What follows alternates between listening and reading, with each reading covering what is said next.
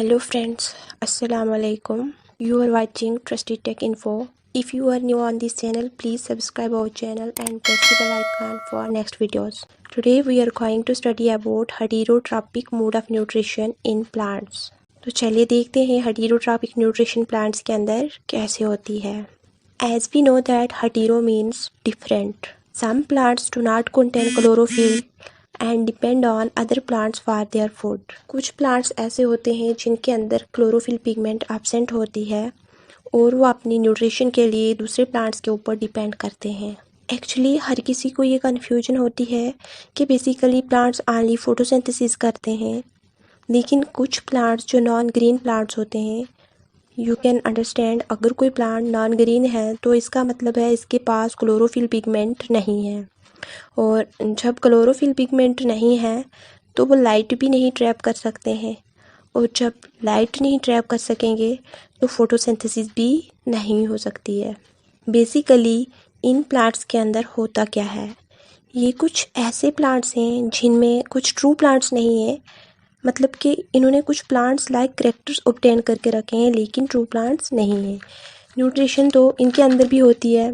इनके अंदर न्यूट्रिशन कैसे होती है, इन प्लांट्स ने कुछ ऐसी स्ट्रेटजी अपनाई है कि ये कुछ पैरासाइटिक मोड ऑफ न्यूट्रिशन करते हैं, कुछ इंसेक्टिवोरस मोड ऑफ न्यूट्रिशन करते हैं, कुछ स्पोरोफाइटिक मोड ऑफ न्यूट्रिशन करते हैं और कुछ सिम्बायोटिक मोड ऑफ न्यूट्रिशन करते हैं. फर्स्ट ऑफ ऑल हम देखते हैं parasitic mode of nutrition. Some heterotropic plants depend on other plants and animals for nutrition. कुछ हेटेरोट्रॉपिक प्लांट्स ऐसे होते हैं जो दूसरे प्लांट्स और एनिमल्स के ऊपर डिपेंड करते हैं अपनी न्यूट्रिशन के लिए. इनमें क्या होता है, ये एक एसोसिएशन होती है दो ऑर्गेनिज्म के बीच में. इसमें एक होता है पैरासाइट, दूसरा होता है होस्ट. लेकिन होस्ट को पैरासाइट से कोई बेनिफिट नहीं होता इसके अंदर. इसकी एक बेस्ट एग्जांपल है कस्कुटा प्लांट. होता क्या है, कस्कुटा प्लांट दूसरे प्लांट की स्टेम के अंदर चला जाता है. ये अपनी कुछ रूट्स होस्ट की स्टेम के अंदर इंसर्ट कर देता है और फिर ये होस्ट के जाइलम और फिलोएम से वाटर एंड फूड को ट्रैप कर लेता है.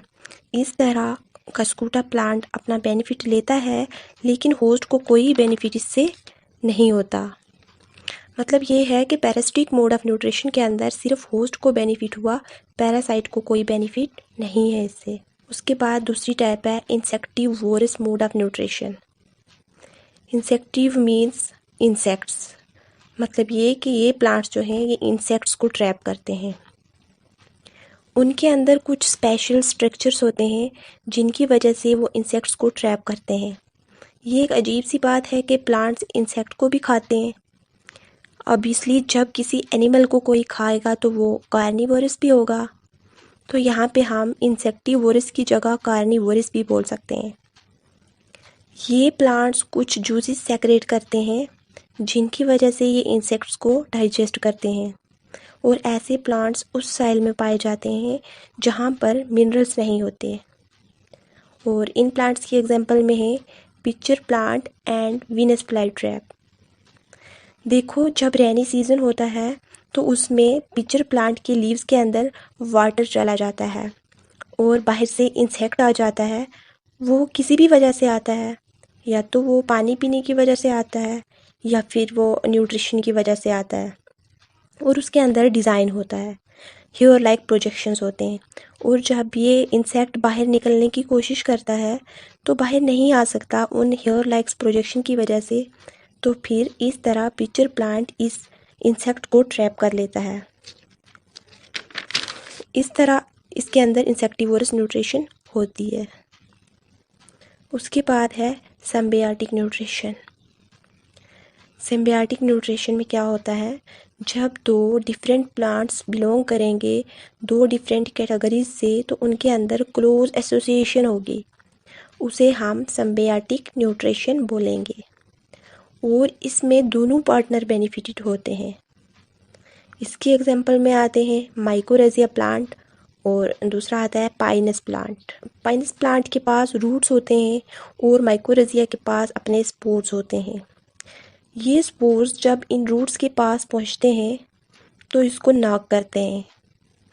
जब वो ना करते हैं तो पाइनस की रूट्स अलर्ट हो जाते हैं।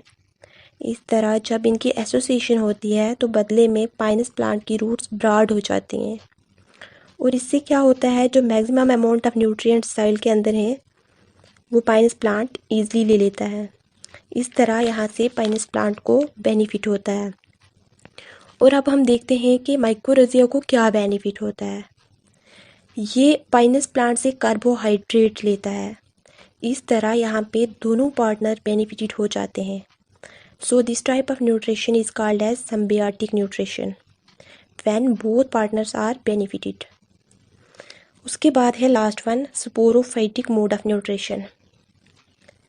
इसके अंदर क्या होता है, plants derive nutrition from dead and decaying plants and animals. इसके अंदर प्लांट्स अपनी न्यूट्रिशन लेंगे dead and decaying plants and animals से। इसके एग्जांपल्स में है मशरूम, मोल्ड्स एट्सेट्रा। इसमें प्लांट्स कुछ चूजेस सेक्रेट करते हैं और न्यूट्रिशन को ऑब्जर्व करते हैं। बेसिकली ये जो मशरूम्स होते हैं ये फंजाई होते हैं।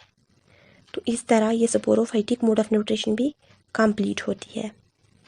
I hope you will like this video. Allah Hafiz. Allah bless you all.